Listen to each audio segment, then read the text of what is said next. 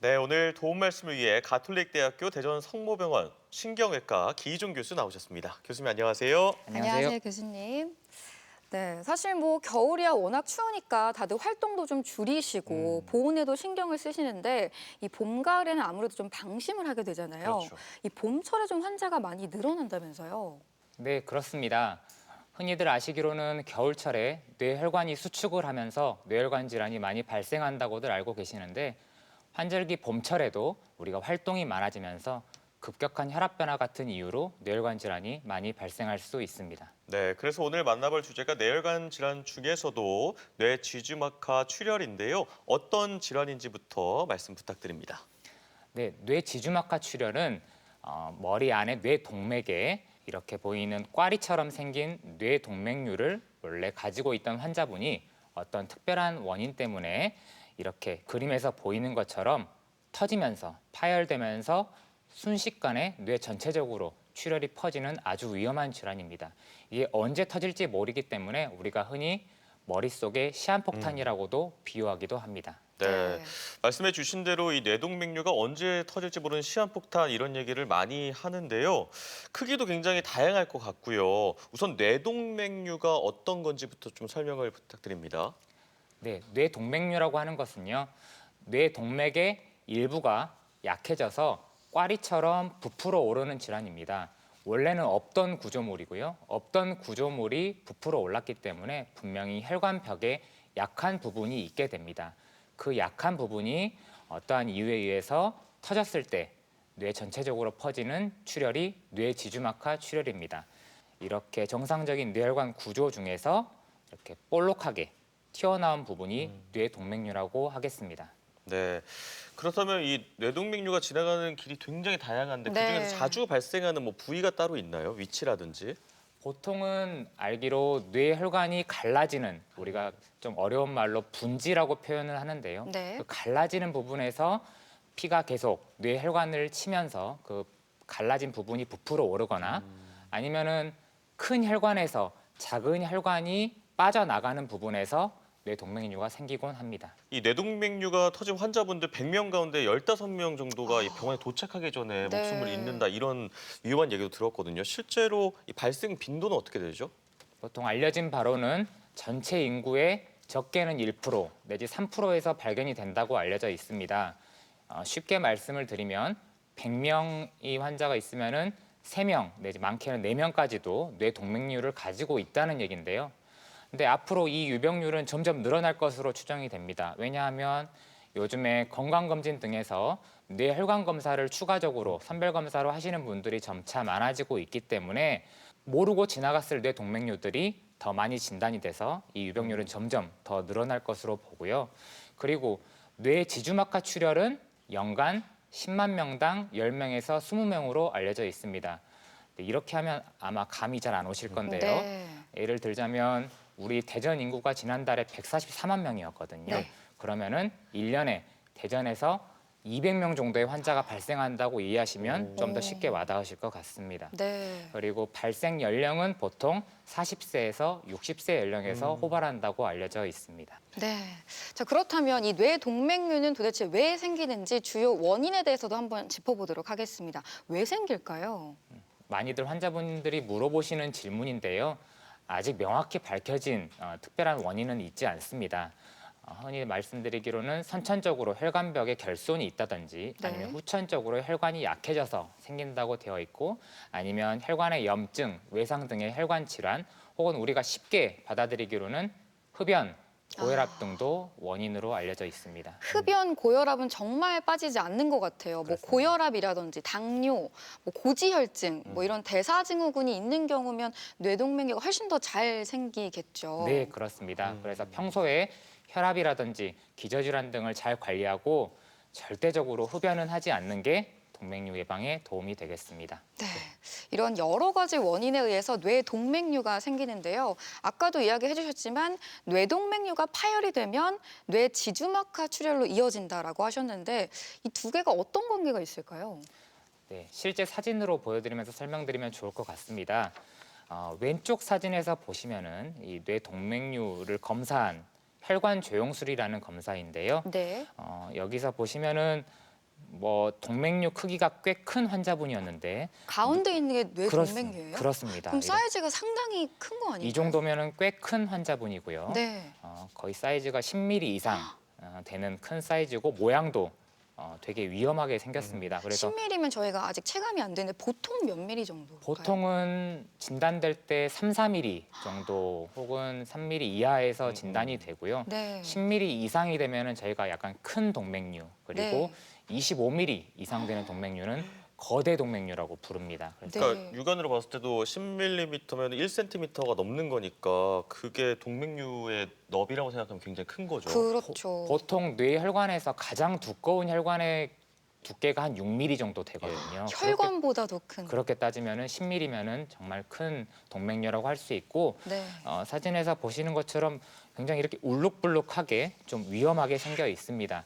그 동맥류에 아까 말씀드렸듯이 약한 혈관벽이 어떤 원인 모를 이유에 의해서 터졌을 때 뇌 지주막하 출혈이 생기게 되는데 오른쪽 CT 사진을 보시면은 이 검게 보이는 부분은 머리뼈 안에 뇌고요. 오. 그리고 이 뇌 안에 원래는 검게 보여야 될 부분인데 네. 이렇게 하얀 출혈이 뇌 출혈은 CT상에서 하얗게 보입니다. 네. 이 출혈이 불가사리 모양으로 이렇게 뇌 전반적으로 퍼져 있는 게 뇌 지주막하 출혈의 아주 특징적인 소견입니다. 네, 저희가 지금 뇌동맥류, 뇌지주막하 출혈 이렇게 용어들을 들어보고 있지만 뇌지주막하 많이는 들어보셨지만 어디에 있는 건지 모르시는 분들이 많을 것 같거든요. 이게 단면 구조를 보면서 설명해 주시면 훨씬 더 이해가 쉬울 것 같아요.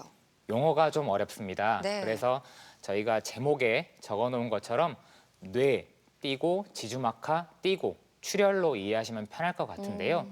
뇌는 뇌를 둘러싸고 있는 세 개의 막이 존재합니다. 네. 그 막 중에 하나가 제가 화살표로 가리키고 있는 지주막이라는 막이고요.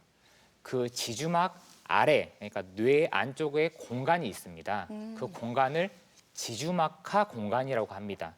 그 지주막하 공간에 우리 뇌 동맥, 뇌 혈관이 분포를 하고 있기 때문에 뇌 동맥류가 터지면은 그 공간으로 삽시간에 뇌 전체적으로 퍼져서 네. 오른쪽 사진처럼 뇌 전반적으로 빨갛게 출혈이 퍼져 있는 모습을 보실 수 있을 텐데 이것을 뇌 지주막하 출혈이라고 합니다.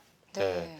또 최근에는 외상성이라고 해야 되나? 다쳐서 오는 외상성 뇌 지주막하 출혈 환자분들도 좀 증가하는 추세라는데 왜 그런 건가요?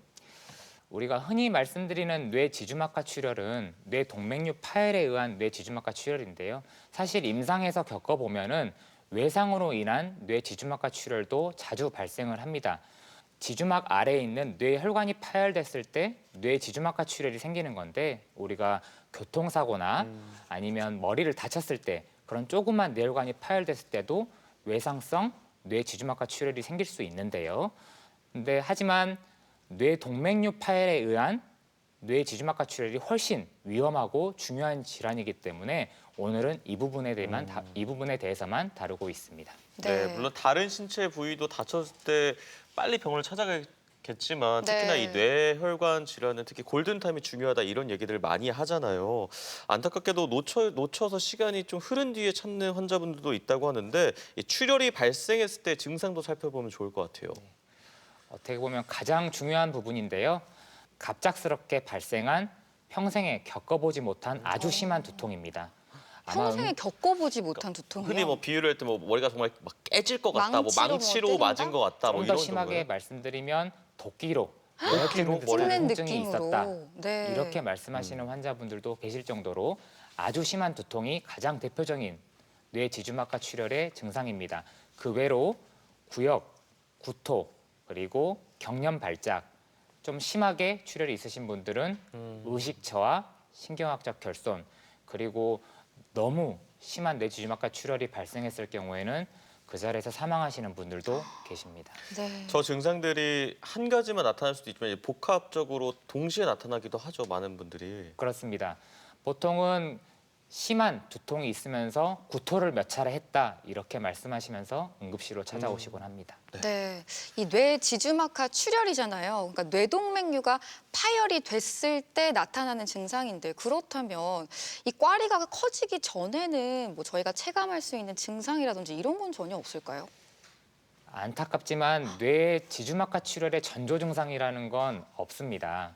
아예 아니, 없나요? 두통도 없고 아무것도 없을까요? 갑작스러운 두통이니까. 정말 무섭네요. 뇌 동맥류가 정말 커서 뇌 신경을 압박하거나 하는 경우에는 드물게 증상이 있는 경우도 있지만 보통은 무증상이고 영상 선별 검사를 통해서 미리 발견하지 않는 이상 확인하기는 어렵습니다. 네. 그래서 더 진단이 중요할 것 같아요. 그렇죠. 전조 증상이 없다고 하니까 더 무서운데요. 자, 그렇다면 뇌동맥류를 진단하는 검사법도 정말 여러 가지가 있겠죠. 어떤 영상 검사 방법들이 있을까요? 뇌 지주막하 출혈 환자분들은 말씀드렸듯이 보통은 대다수는 응급실로 찾아오시게 됩니다.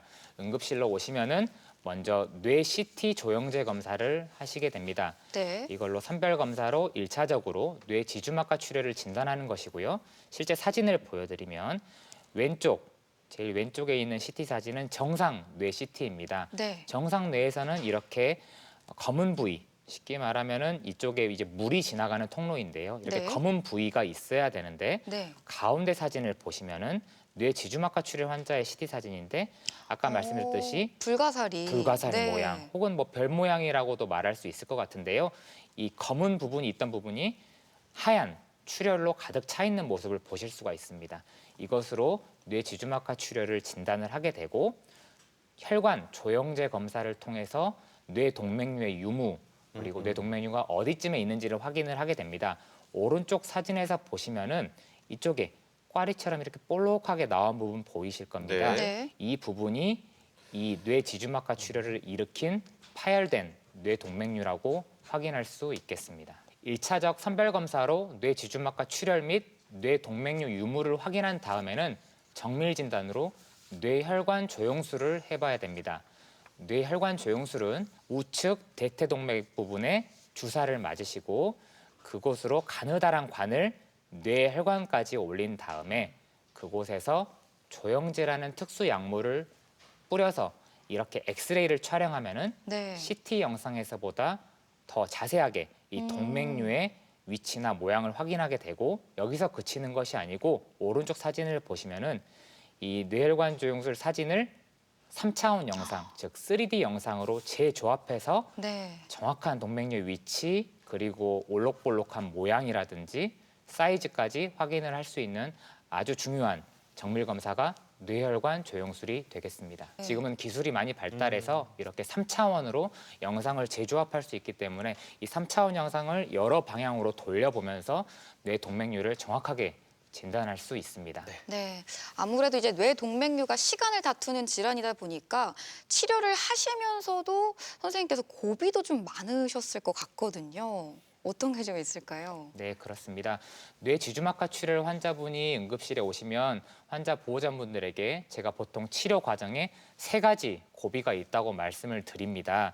그 3가지 고비를 잘 넘겨야 이전처럼 후유증 없이 일상으로 잘 돌아갈 수 있다고 설명을 드리는데요. 첫 번째 고비는 터진 당시부터 병원을 내원할 때까지입니다. 뇌 지주막하 출혈이 너무 심하게 일어나면 현장에서 사망하시는 분들도 계시고 병원에 오시기 전에 이미 심각한 후유증을 가지고 오시는 분들도 계신데요. 그런 경우에는 예후가 좋지가 않습니다. 그래서 아주 심한 두통만 호소하고 오시는 분들이 첫 번째 고비를 그나마 잘 넘긴 환자분들이 되실 것 같고요. 두 번째 고비, 이 고비가 가장 중요한 고비인데 뇌동맥류 수술입니다. 뇌동맥류 수술이라고 하면은 환자분들께서 머리에 있는 피를 제거하는 수술이라고 생각하실 수 있지만 네. 그게 아니고 머리에 있는 피는 시간이 지나면서 서서히 마르게 됩니다. 그것이 중요한 것보다는 뇌동맥류가 재발을 하게 되면은 사망률이 70%, 80% 정도 될 정도로 아주 예후가 안 좋기 때문에 뇌동맥류의 재출혈을 방지하기 위해서 뇌동맥류를 막아주는 수술이 필요한 겁니다. 마지막 3번째 고비는 이 중요한 수술을 잘 치료받으신 후에 출혈 후 합병증 관리 그리고 일상으로 돌아가기 위한 회복 단계가 되겠습니다. 이 3가지 고비를 넘겨야 될 정도로 위험한 질환이기 때문에 더더욱 예방과 진단이 중요하겠습니다. 네. 대전 MBC 건강플러스 오늘은 뇌 지주막하 출혈에 대해 살펴보고 있는데요. 이번에는 병원에 직접 찾아가 환자들을 만나보고 진단 방법과 치료법에 대해 살펴보겠습니다. 화면으로 만나보시죠. 뇌동맥류 파열은 대개 혈압이 갑자기 높아지는 상황에서 발생한다. 갑자기 힘을 준다거나 정신적 충격으로 흥분될 때, 무거운 물건을 들 때 혈압이 치솟을 수 있다. 특히 2번 이상 파열된 뇌동맥류 환자의 경우 10명 가운데 7명은 뇌 손상으로 인해 심한 후유증을 갖거나 사망하게 된다. 신경외과는 처음 오게 되셨는데요. 어디가 불편해서 오셨을까요? 이번에 건강검진을 받았는데요. 평소에도 뒷머리가 좀 뻐근하고도 했었는데 그 결과에 좀 꽈리가 있다고 진료 한번 받아보라고 해서 왔습니다. 혹시 고혈압이나 당뇨 같은 기저질환이나 아니면 가족분들 중에 뇌출혈 있었던 분 있었을까요? 없었어요, 가족 중에는. 근데 가끔 혈압만 약간 올라간다는 얘기를 듣긴 했는데 다시 검사를 해보면 또 정상이기도 해요. 말씀하실 때 이 뒤쪽 부분이 좀 불편한 적이 있다고 하셨는데 그거 말고 굉장히 극심한 두통, 예를 들어서 뭐 도끼로 내려 찍는 것 같은 심한 두통이 있어 본 적이 있으셨을까요? 그렇게 심하게 아팠던 적은 없었어요. 뇌지주막하 출혈의 대부분을 차지하는 뇌동맥류 파열 환자들은 극심한 두통을 호소하며 응급실을 찾는다. 하지만 비파열성 뇌동맥류는 특별한 경우를 제외하고는 벼락 두통 등의 증상을 유발하지는 않는다. 이 환자는 평소에 두통이 간헐적으로 있다고 하셨었고 이번에 건강검진을 받으면서 뇌 MRA 검사를 같이 해서 오셨는데 혈관에 꽈리가 있다는 얘기를 듣고 오신 환자분입니다.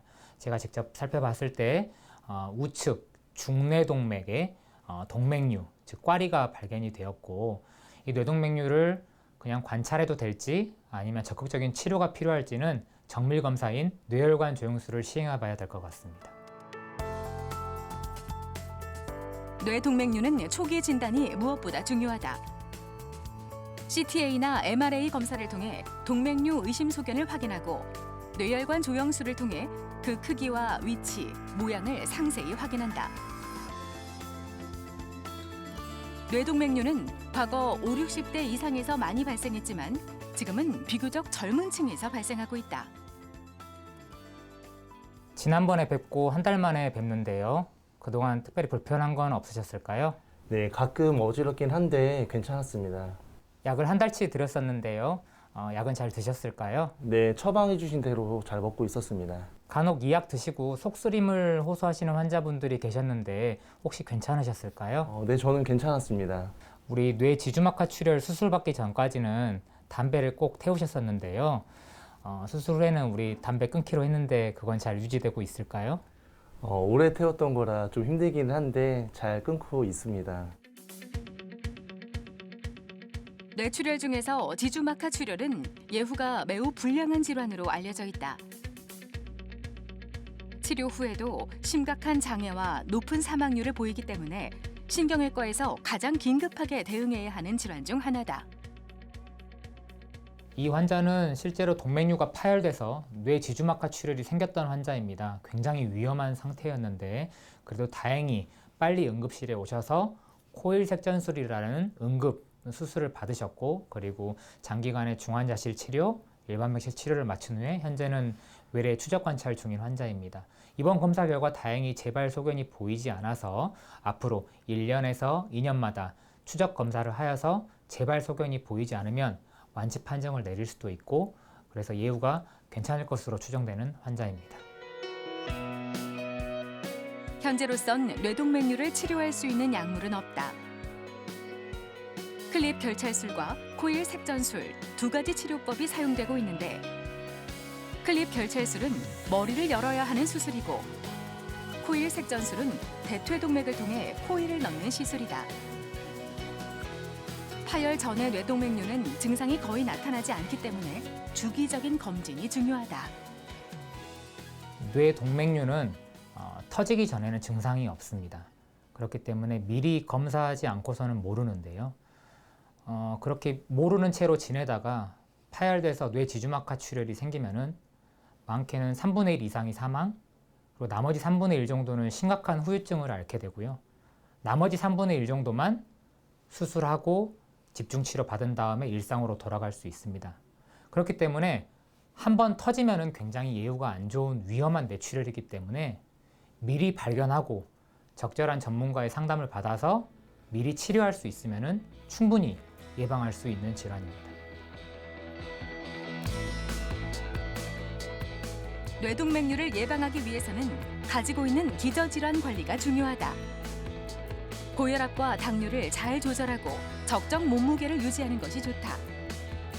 또한 금주와 금연 실천이 무엇보다 우선인데 후유증이 무서운 뇌지주막하 출혈.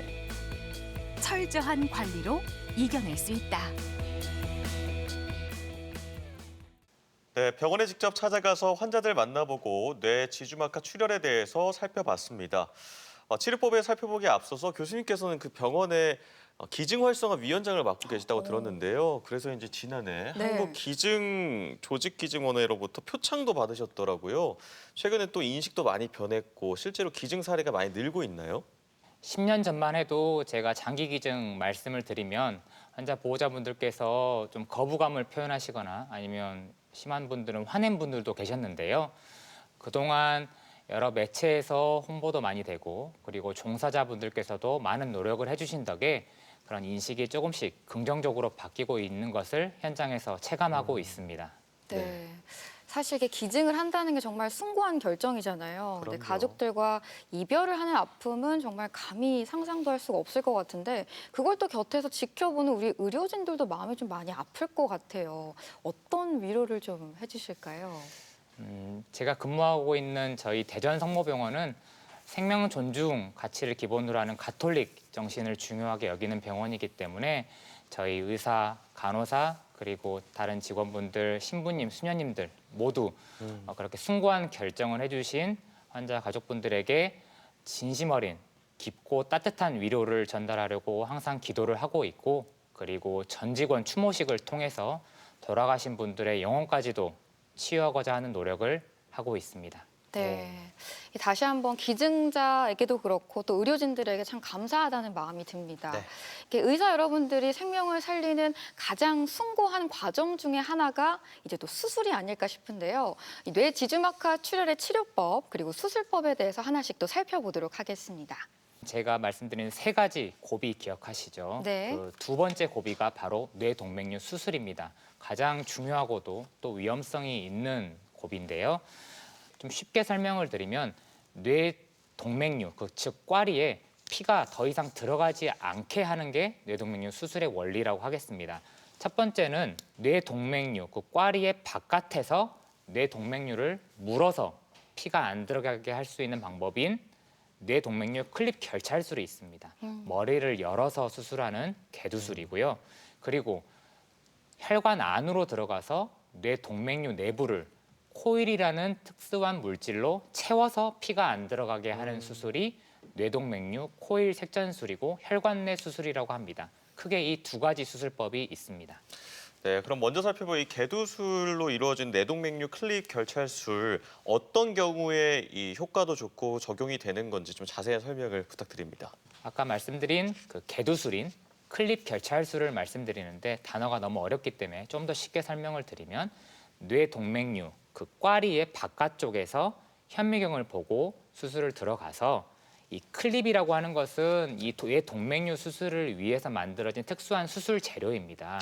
빨래집게 같은 거라고 생각하셔도 좋을 것 같아요. 네. 그래서 그 클립을 이용해서 뇌동맥류 바깥에서 뇌동맥류가 사람 머리라고 생각했을 때 네. 우리 사람을 어디를 공격했을 때 제일 취약할까요? 머리.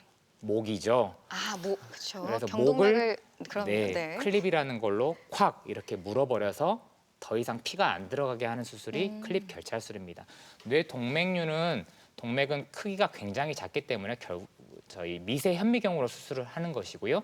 왼쪽 사진은 수술실에서 실제로 미세 현미경을 보면서 뇌동맥류 클립 결찰술을 하고 있는 장면을 보여드리는 거고 오른쪽을 사진을 보시면은 이 왼쪽 위 사진을 보시면 이런 정상적인 혈관 사이에 네. 이렇게 빨갛게 돌출되어 있는 네. 뇌동맥류가 보일 겁니다. 아래 사진에서는 이렇게 동그랗게 보이는 것이 뇌동맥류이고요. 네. 그래서 오른쪽 사진을 보시면은 그래서 이 쇠같이 보이는 것이 클립입니다. 그 클립으로 뇌동맥류의 목 부분을 네. 경부라고도 표현을 하는데요. 그 경부를 묶어버린다 하는 것이 뇌동맥류 클립 결찰술입니다. 그러니까 풍선으로 치면은 묶어서 이제 부풀어 있는 부분은 터져도 상관이 없는 건가요? 그렇습니다.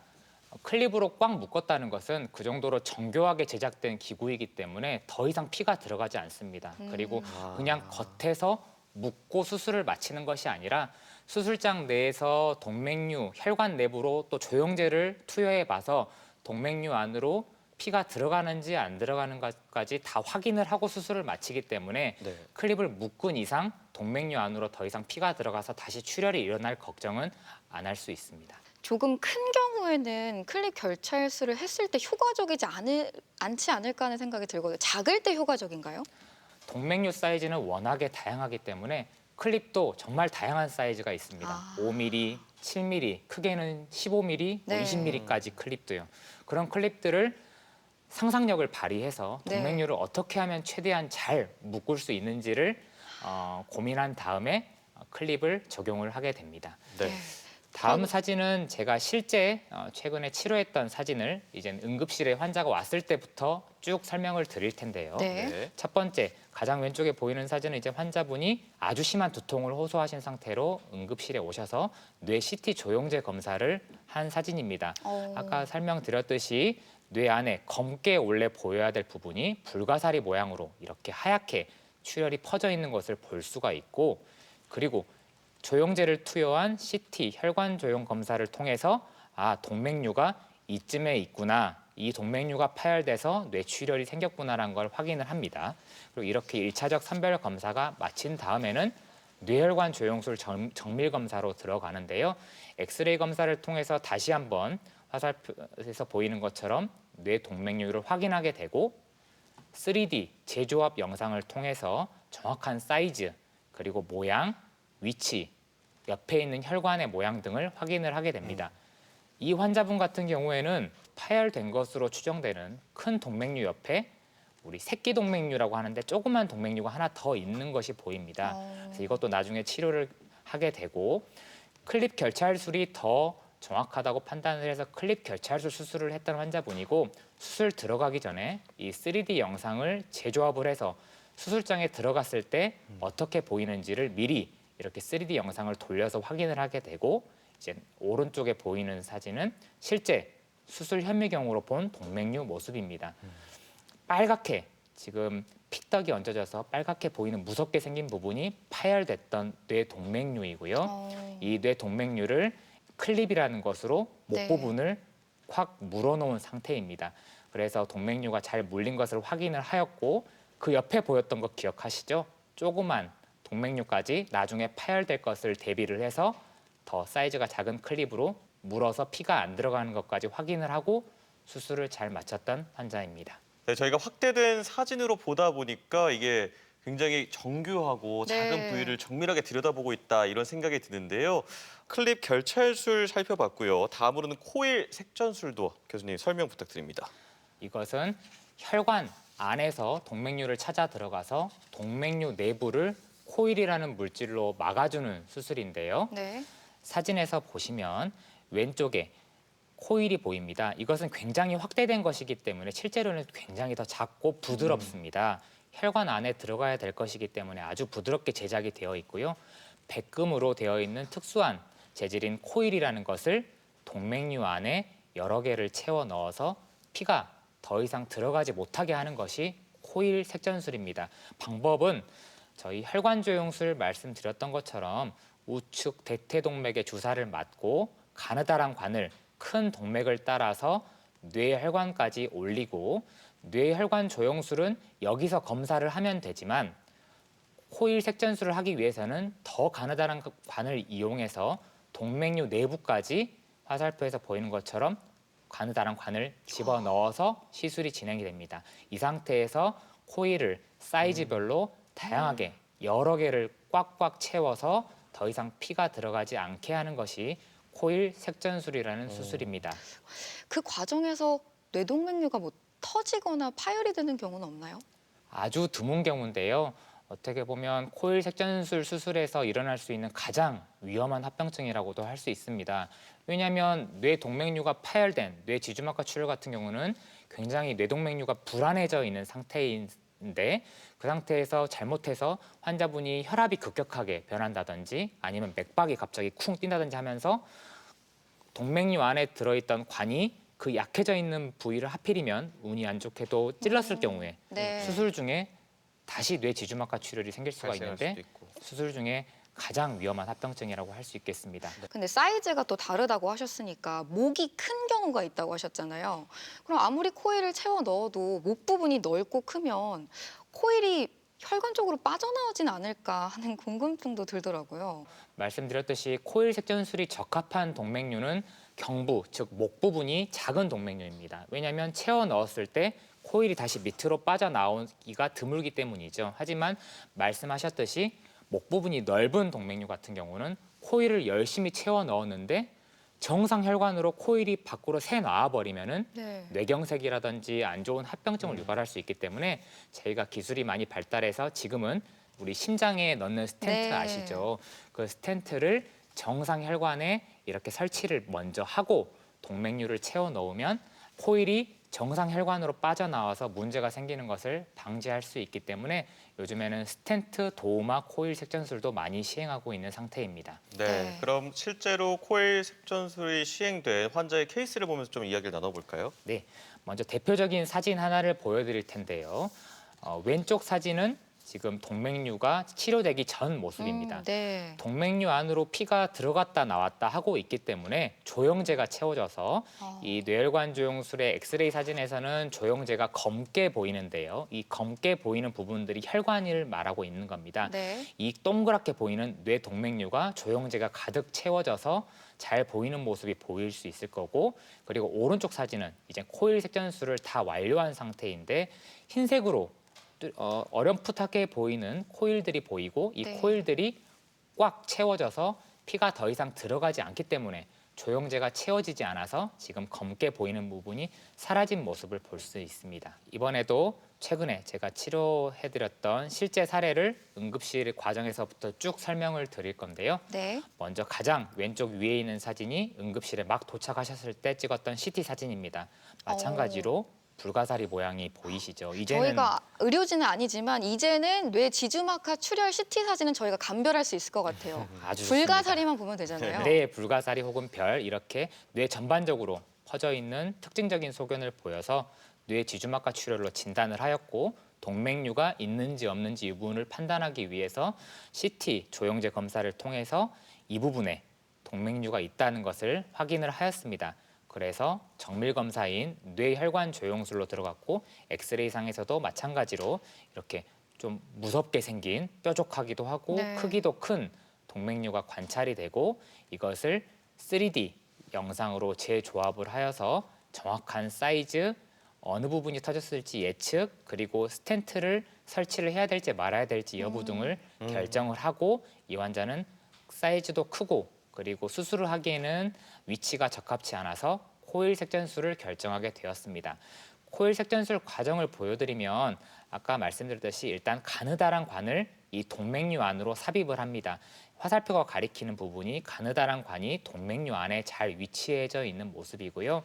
코일을 채우는 과정을 다 보여드리진 않지만 코일을 10개 이상 여러 개 채워서 이렇게 코일이 동맥류 안으로 잘 들어가 있는 모습이고 수술이 다 마친 후에 다시 뇌혈관 조영술을 통해서 엑스레이를 촬영해 본 결과 동맥류 안에 이렇게 코일이 가득 채워지면서 네. 아까 보였던 이렇게 검게 보였던 부분이 더 이상 보이지 않는 모습을 확인할 수 있고 최종적으로는 3D 영상까지 만들어서 이 보라색으로 표시되어 있는 부분이 코일이 지금 채워져 있는 것입니다. 그래서 이렇게 수술이 잘 된 것까지 확인을 하고 코일 색전술을 마치게 됩니다. 네, 설명을 잘 해주셨는데요. 이제 어쨌든 뇌동맥류에 피가 더 이상 들어가지 않도록 클립으로 묶느냐 아니면 코일로 채우냐 이런 차이를 보이고 있습니다. 네. 그럼 이 두 가지 수술법 중에서 이제 환자분들 케이스마다 다를 것 같은데 어떤 수술을 시행하는지도 정답이 있는 건가요?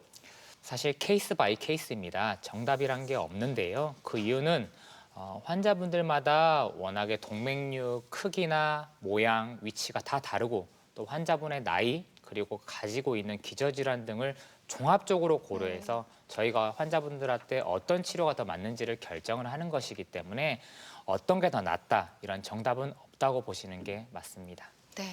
자, 그렇다면 이제 수술을 한 다음에 가장 궁금해하실 게 예후일 것 같은데요. 재발은 하는지, 혹시 뭐 부작용은 없을지, 예후가 어떨지 좀 궁금하네요. 초반에 말씀드렸듯이 뇌 지주막하 출혈은 삽시간에 뇌 전반적으로 피가 쫙 퍼져서 굉장히 위험한 뇌출혈이기 때문에 병원 오시기 전에 사망하시는 환자분들이 많을 정도로 사실 예후는 좋은 질환이 아닙니다. 적절한 치료가 들어간다고 하더라도 뇌 지주막하 출혈 환자의 약 50% 정도는 신경학적 후유증을 남기게 되고요. 환자분의 약 30%만이 아까 제가 말씀드렸던 세 가지 고비를 잘 넘긴 후에 출혈 이전과 같은 삶의 질을 영위하실 수 있게 됩니다. 그러므로 더더욱이 출혈 발생하기 전에 조기 발견 그리고 필요하면 적절한 치료가 중요하다고 하겠습니다. 네. 이 사실 뇌동맥류가 발생하는 거는 혈관이 그만큼 좀 약해져 있다는 이야기잖아요. 그럼 뇌동맥류가 파열된 그 부분에 아무리 수술을 했어도 그 후에 생길 수 있는 합병증이랄지 이런 건 없을지 궁금합니다. 이젠 제가 말씀드렸던 세 가지 고비 중에 마지막 고비인데요. 뇌동맥류, 가장 위험한 뇌동맥류 재출혈 방지를 위한 수술까지 잘 마쳤다면은 그 다음은 합병증 관리를 잘 해드려야 됩니다. 있을 수 있는 첫 번째 합병증은 바로 뇌혈관 연축인데요. 말이 좀 어렵습니다. 연축이라는 것은 한자 말 그대로 혈관이 저절로 짜부러드는 그런 질환을 말합니다.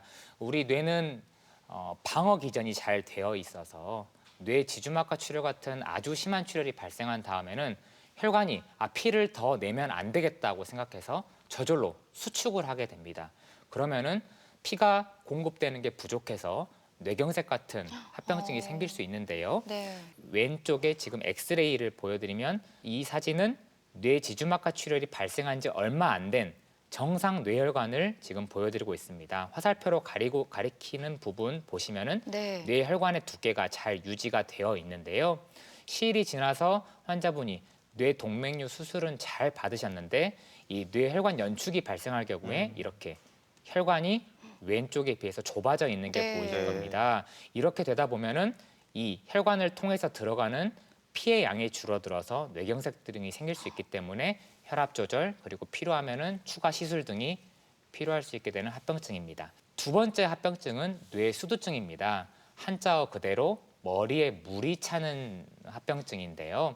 머리는 뇌도 있고 혈관도 있고 또한 물주머니도 같이 있습니다. 네. 그 물주머니에 문제가 생기는 건데요. 가장 왼쪽에 있는 사진은 뇌 지주막하 출혈 당시의 사진입니다.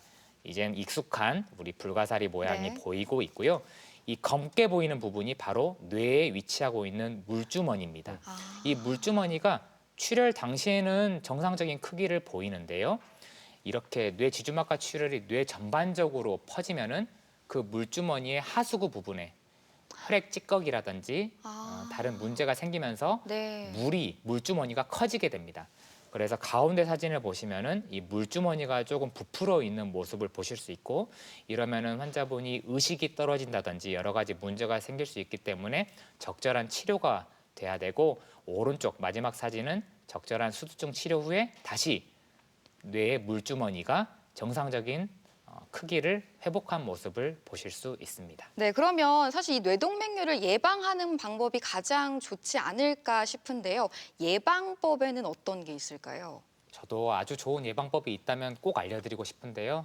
안타깝지만 뇌동맥류가 있는 환자에서 뇌 지주막하 출혈을 예방한다는 정확한 예방법은 사실 존재하지는 않습니다. 그래서 제가 보통 환자분들한테 치료를 받으실 상태가 아니라면 그냥 머리에 뇌동맥류 어렵겠지만 없다고 생각하시고 편하게 지내시라고 보통 말씀을 드리는데요. 정확한 예방법은 없고 뇌동맥류 파열 전에는 대부분 무증상입니다. 그래서 호발 연령인 40세에서 60세 말씀을 드렸었습니다. 그래서 중년의 경우에는 건강검진을 하실 때 뇌혈관 검사를 하시기를 권장을 드립니다. 그러면 어떤 검사를 해야 되느냐?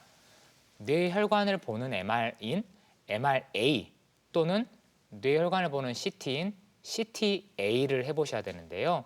아마 좀 헷갈리시고 어려우실 수 있는데 이거 하나 기억하십시오. A입니다. A. A가 혈관을 가리키는 알파벳 단어인데요. 네. 이 A가 들어가는 검사를 하셔야지 뇌 혈관을 검사할 수 있기 때문에 MRA 혹은 CTA가 포함된 뇌 혈관 검사를 하셔야지 선별 검사를 하실 수가 있게 됩니다. 그래서 이렇게 해서 선별 검사를 통해서 파열되기 전에 뇌동맥류가 발견이 되면 되도록이면 빠른 시일 내에 전문의 진료를 통해 위치, 크기, 모양 등을 면밀히 분석하는 뇌혈관 조영술을 받아보실 것을 추천을 드리고 그 결과 크기가 작고 위치와 모양상 파열 위험성이 적어 보이면은 아마 담당 선생님께서 1년에서 2년마다 추적 검사를 하자고 말씀을 드릴 것이고 크기가 크거나 모양이 안 좋아서 파열 위험성이 높아 보이는 경우에는 제가 설명드렸던 크게 두 가지 수술법 중에 하나인 클립 결찰술 혹은 코일 색전술을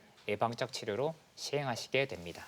네, 그만큼 정기적인 검진이 중요할 것 같은데요. 혹시 검사를 받았을 때 뇌동맥류는 아닌데 비슷한 소견을 보이는 다른 증상들도 있나요, 증세가?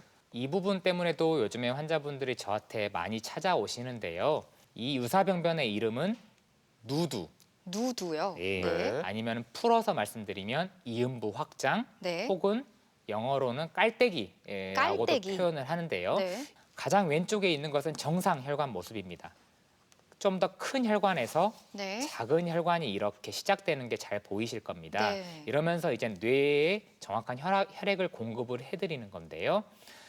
가운데 있는 사진이 누두인데 큰 혈관에서 작은 혈관이 시작되는 부분이 이렇게 아. 깔때기 모양으로 도톰해져 있는 부분을 보실 수가 있을 것입니다. 이 부분이 MRA나 CTA에서 보면은 아주 작은 혈관이 보이지가 않기 때문에 딱 이 시작되는 부분만 보여서 동맥류인 것 같다. 오인할 수 동맥류가 있군요. 의심된다고 해서 찾아오시는데 이 부분이 결국에 이음부 확장 혹은 깔때기로 불리는 부분이고 이제 오른쪽 사진은 우리가 오늘 계속해서 공부했던 뇌동맥류 사진입니다. 결국에 중요한 것은 이 누두는 결국에는 끝에서 작은 혈관으로 피가 순환이 되기 때문에 터지지가 않습니다. 병이 아닌 것입니다. 네. 정상적인 혈관의 일종이기 때문에 걱정하지 않고 잘 지내시라고 말씀을 드리지만 추후 이 부분이 뇌동맥류로 발전할 가능성은 있기 때문에 담당 의사의 권고에 따라 주기적인 검사는 하실 것을 추천을 드리고요. 실제 사례를 좀 보여드리겠습니다. 건강검진을 통해서 MRA 검사를 하고 오신 환자분인데요. 조금 어려울 수 있지만 이 화살표로 가리키는 이렇게 볼록하게 나온 부분 보이실 텐데요. 네. 이 부분이 보면은 이게 누두인지 아니면은 실제 뇌동맥류인지 MRA 사진만 가지고는 명확하지가 않습니다. 아까 말씀드렸듯이 아주 조그만 뇌혈관은 MRA 상에서 잘 보이지 않거든요. 이렇게 의심이 되는 경우에는 결국에 정밀 검사인 뇌혈관 조영술을 해볼 수 있는데요.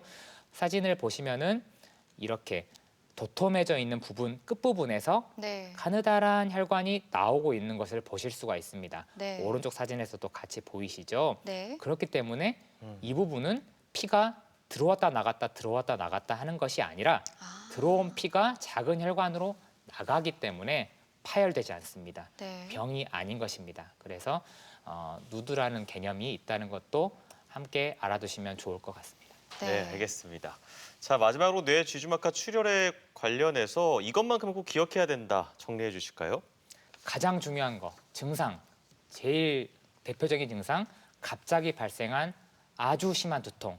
이것이 생기면 응급실 오셔야 됩니다. 응급실에 오셔서 빠른 골든타임을 놓치기 전에 뇌혈관 검사, 뇌 지주막하 출혈 여부를 판단하신 다음에 적절한 치료를 받으셔야 되고요. 그렇기 때문에 더더욱 예방이나 치료가 더 중요한데 제가 A 말씀드렸죠. 그 MRA나 CTA 검사로 뇌혈관 검사를 해보시기를 추천을 드리고 거기 선별 검사에서 이상 소견이 보일 경우에는 저 같은 신경외과 뇌혈관 전문의의 치료를 받아보실 것을 꼭 강조드립니다. 네.